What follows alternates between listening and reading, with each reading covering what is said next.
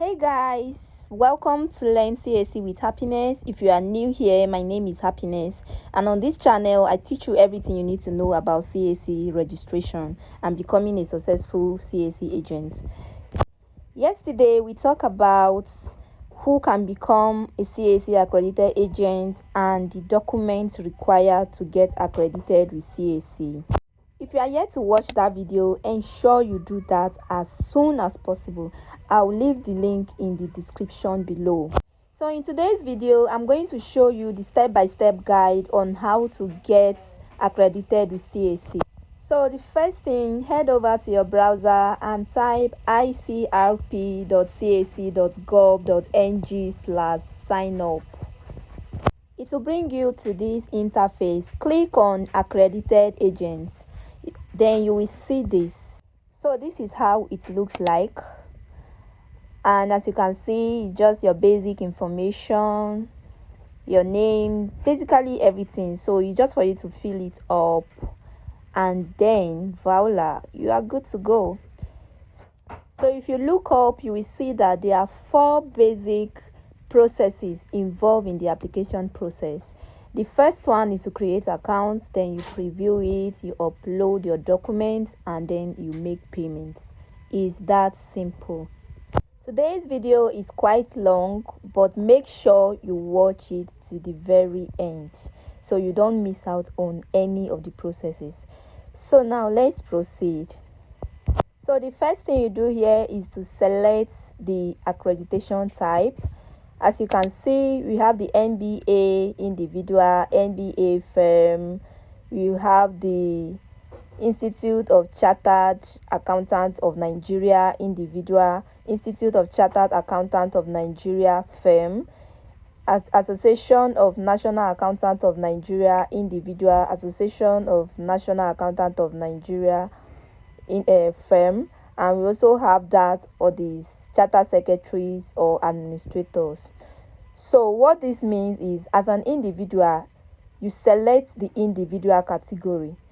The firm aspect is, maybe you have a firm, you want to register your firm to be a CAC accredited agent. So that's what that means. But in this video, we are concerned with that of the individual.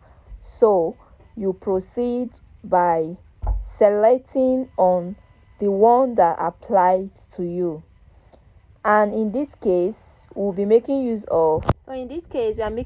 of the Nigerian Bar Association individual category. Then you fill in your details. Okay, I'm just trying to create a fictitious account. I already have an account, so I don't have to create another account. So I'm just gonna play around with any name. So in your case, ensure you fill in all your correct details.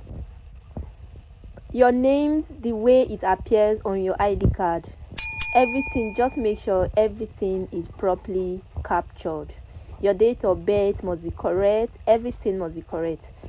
So just make sure you fill in the correct details. So whatever I'm doing here, I'm just using it to show you sample on what to do. So I believe you understand what I'm saying. Yes, just make sure you fill in the correct details. Like I said, your correct phone number, yes, is very, very important.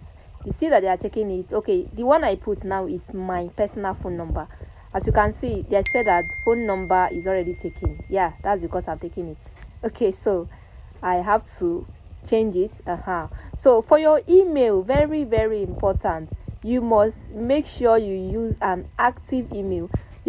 This is because it is the email that the Corporate Affairs Commission will be using to communicate with you, sending your certificates. When you make payments for annual return, they will communicate to you whether they have approved it. When you register any entity, that is literally everything you are doing with CAC. That is the email that will be used to communicate. That will be like the communication channel between you and CAC. So you have to be sure that the email address you are using is very active and you always use it. So take note of that. And for your username, yes, you can use anything as your username. You can use anything, just as the word implies now, username. So you can use anything. Then you set password that you can remember. Password that you can remember. Emphasis on that. Then you confirm the password. And just make sure you fill in all the necessary details. So as you can see, I've been blurring this just in order not to go against the YouTube rules.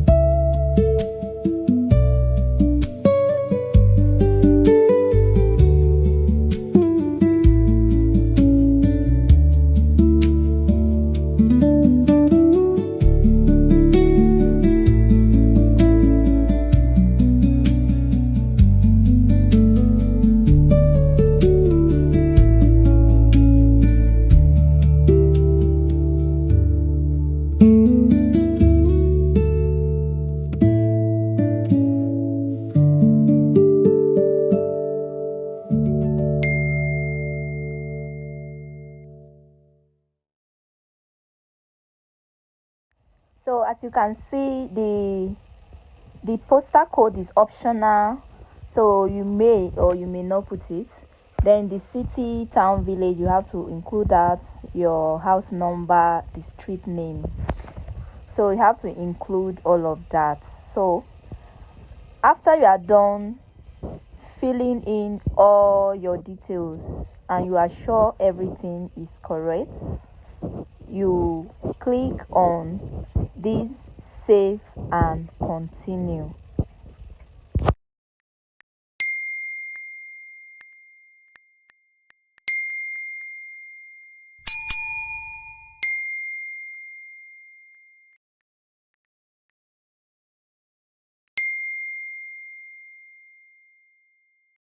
So when you click on save and continue and you notice that is not taking you to the next page, just know that there is a required field that you did not fill. So you go back to the required field and make sure you enter the correct information. You can see that I didn't fill this identity number. The identity number is that main number, you know, the is it 11 digit? Yeah, 11 digit number on your NIN. So that is the identity number they are asking for. You make sure you write it there correctly, and then you click on the save and continue again. You see that it will take us to the next page. So now we are on the next page, which is the preview page. Now it's time for you to go through all the details you have filled and be sure that everything is correct. Then you click on save and continue. So this is where we'll be uploading all our documents. Remember, in our last video I asked you guys to get all the necessary documents ready. So I believe you guys have already named those documents properly and saved them in your file or gallery. So now you have to upload them one after the other. You upload your signature, your passport, your evidence of identification, that is your name slip or the card, then your qualifying certificate. This is where I need to hammer on. So now, for those of you that have not gone for service, or those of you that are still serving, that may not have the NYC discharge certificate or the exemption letter, this is what we do. So first, when you were called to bar, right, you were given 2 certificates. So under this qualifying certificate, upload your call to bar certificate.